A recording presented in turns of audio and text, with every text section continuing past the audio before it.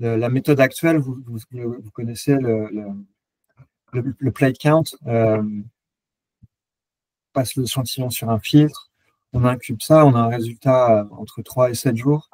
Là, on a un résultat en 20 minutes.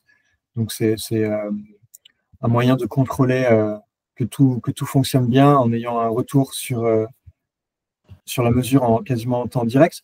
Le problème, c'est que le client, avec la méthode traditionnelle, il va produire un lot et il va devoir attendre les résultats, donc à 5 ou 7 jours, pour pouvoir libérer le lot.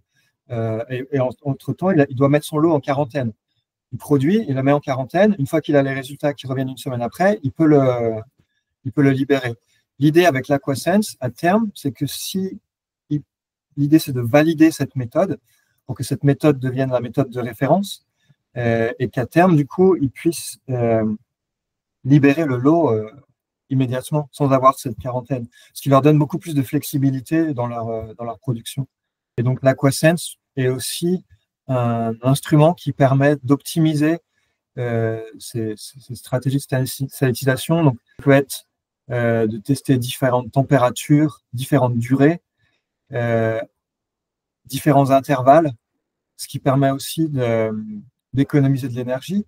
Si on se rend compte qu'on n'a pas besoin de sanitiser aussi souvent, en le faisant moins souvent, on peut économiser de l'énergie, ou en le faisant à des températures un peu moins élevées, et aussi optimiser les temps d'arrêt de l'installation.